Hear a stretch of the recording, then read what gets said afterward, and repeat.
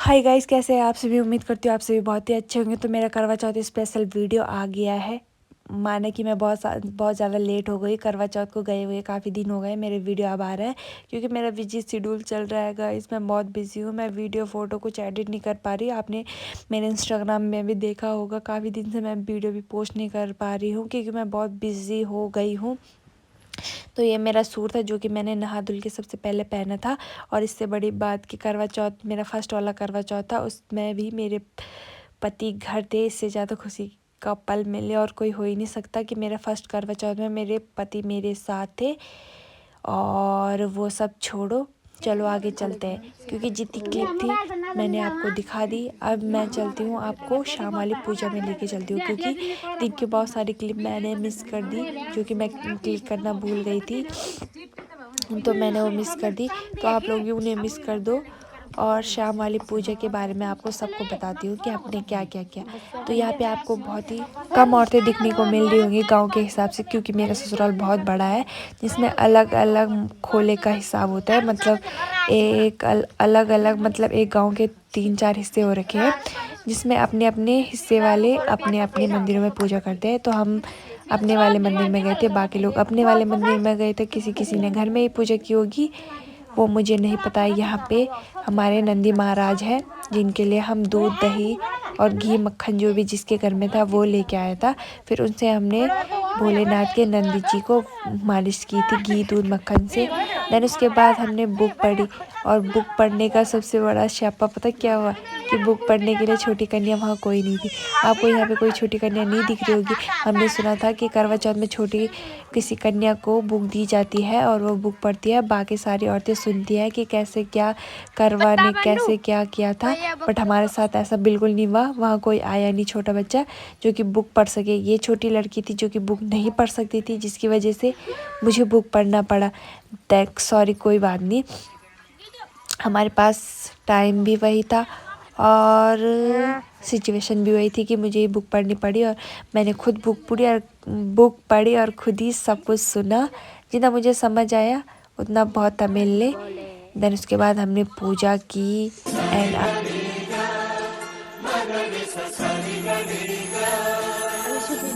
जिंदगी में आज लम्हे खास आ गए हैं, आते आते दोनों के दिल पास आ गए। तेरे कदमों पे ही रास्ता ठहरा है मेरा, मेरी आँखों की तो मंजिल चेहरा है तेरा। तू है जीने की आदत, तू है सांसों की हवा। पूजा करने के बाद जो हम अपना अपना प्रसाद लेके आए थे, उसके बाद हमने इस वाले पत्थर पे सारा प्रसाद फोड़ तोड़ के अपनी अपनी थालियों में रखा क्योंकि हम धार वाली चीज़ उस दिन पकड़ नहीं सकते। ऐसा मना किया गया है शास्त्रों में कि उस दिन धार वाली कोई भी चीज़ या नुकीली कुछ चीज़ को हाथ भी नहीं लगाना चाहिए। तो हम ना लाए थे और ना हम हाथ लगा सकते थे। उसके बाद हम सब ने इस वाले पत्थर में, मतलब भगवान का एक पत्थर है, इसमें ही हमने अपने प्रसाद को टुकड़े टुकड़े किए और सबकी थालियों में रखा और सबको प्रसाद बांटने के लिए दिया। क्योंकि एक इंसान अगर प्रसाद लेके जाता तो इतने लोगों के घर में नहीं जा पाता, इसलिए सब अपने अपने घर थोड़ा थोड़ा प्रसाद लेके गए हैं। तो आप देख सकते हो हम सब के सब कैसे प्रसाद तोड़ने पे लगे हैं। और मैं तो कुछ ज़्यादा ही तोड़ रही थी फचक फचक करके, तो वो मेरी लैंग्वेज में मत जाना। चलो, इससे पहले कि मैं कुछ और गड़बड़ बोल दूँ हम आगे बढ़ते हैं। ये हमारी चाची जी हैं, नहीं सॉरी दीदी बोलती मैंने। ये हमारी दीदी काफ़ी सुंदर लग रही थी, मेरे से भी ज़्यादा सुंदर लग रही थी। और बाकी हम सब यहाँ पे हैं। तेरे कदमों पे ही रास्ता ठहरा है मेरा, मेरी आँखों की तो मंजिल चेहरा है तेरा। तू है जीने की आदत, तू है सांसों की हवा। वाला प्रसाद चढ़ाना भूल गई थी जो कि मैंने सबसे लास्ट में चढ़ाया। यहाँ से मुझे पता चला कि यहाँ जो भी प्रसाद चढ़ाता है वह जुड़वा लेके आता है, मगर आप जुड़वा लेके आना चाहिए। अगर आप संतरा माल्टा कुछ भी लेके आओ, जो जुड़वा रहते हैं ऐसे चिपके हुए रहते उनको मंदिर में चढ़ाते हैं, जिससे मन्नत पूरी होती है। तो भगवान जी, मुझे पता नहीं था कि ऐसा होता है इस मंदिर में। मेरा फर्स्ट टाइम था इसलिए मुझे पता नहीं था। तो नेक्स्ट टाइम मैं पक्का कोशिश करूँगी कि मेरे से कोई गलती ना हो। और फर्स्ट बारी की गलती तो सभी माफ़ करते हैं, इसलिए भगवान जी मुझे माफ़ कर देना। उसके बाद हमने सबके थाली में थोड़ा थोड़ा प्रसाद रखा। अपनी थाली में मैंने रखा और सबके थाली में हमने थोड़ा थोड़ा प्रसाद रखा।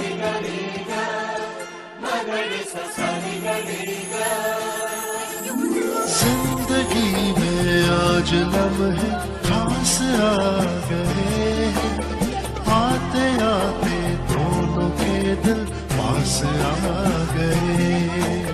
तेरे कदमों पे ही रास्ता ठहरा है मेरा, मेरी आँखों की तो मंजिल चेहरा है तेरा। तू ही तू है, तू ही तू है जीने की आदत। तू ही तू है, तू ही तू है सांसों की हवा। और हमारा तो करवा चौथ का फास्ट था, तो हम प्रसाद पानी वगैरह कुछ नहीं ले सकते थे, इसलिए हमने कुछ नहीं लिया।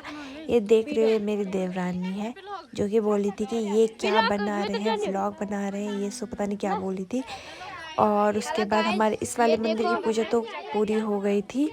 तो हमने जाना था अपने कुल देवी के मंदिर में, जो कि देवी माता का मंदिर है, यही इसी मंदिर के थोड़े से 4 कदम दूर पे। उसके बाद हमने सोचा कि पहले यहाँ की पूजा ख़त्म कर लें, उसके बाद वहाँ जाए। दीदी मुझे प्रसाद दे रही थी, बट मैंने अपनी थाली में पहले ही रख दिया था।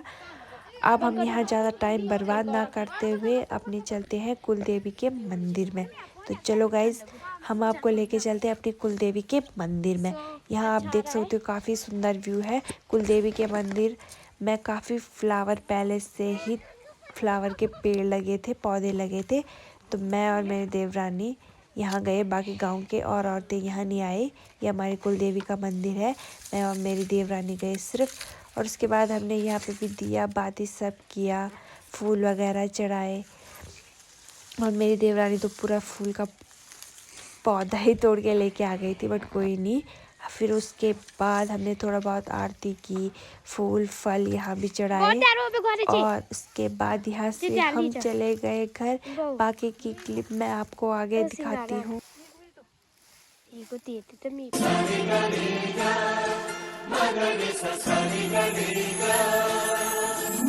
जिंदगी में आज लम्हे खास आ गए हैं, आते आते दोनों के दिल पास आ गए। तेरे कदमों पे ही कुलदेवी के मंदिर से भी अब हम घर के लिए चल पड़े। सामने जो कैमरा पकड़ के मेरी सबसे फेवरेट वाली नंद है, जो कि मुझे बहुत प्यारी लगती है, बहुत ही अच्छी है। मतलब उसकी और मेरी बॉन्डिंग सबसे अच्छी है। देन उसके बाद हमने खाना बनाया और चांद का इंतज़ार किया। हमारे यहाँ तो चांद 9:20 पे आया। आप अपना अपना बताना कमेंट करके कि आपके वहाँ कितने बजे चांद आया। हमारा तो 9:30 के करीब चांद आया। उसके बाद मैंने चांद की पूजा की। मेरा फर्स्ट टाइम था तो मुझे पता नहीं चल रहा था कि कैसे क्या करना है। देन उसके बाद मैंने अपने पति की आरती की, पिठाई लगाई, फूल से उन पे पिठाई लगाई, क्योंकि हाथ से भी नहीं लगाई, फूल से उन पे पिठाई लगाई। बहुत फ़नी मोमेंट हो रहे थे, जो कि मैंने थोड़ी बहुत कैप्चर कर लिए, तो मैंने सोचा आपको भी दिखा दूँ। मेरे पति ने भी सेम वैसे किया, मेरे सर पे भी फूल से ही पिठाई लगाई। और उसके बाद मैंने चाँद को देखा, फिर अपने वाले चाँद को देखा, मतलब अपने पति को देखा। असली चाँद तो मेरे सामने ही था, बस वो दूर वाला चाँद को देखना ज़रूरी था। बाकी असली वाला चाँद तो मेरे सामने था। और फिर मैंने चाँद को देखा, फिर अपने वाले चाँद को देखा, और उसके बाद मैंने अपना फास्ट तोड़ दिया था। तो आज का व्लॉग यही ख़त्म होता है। उम्मीद करती हूँ आपको पसंद आया होगा।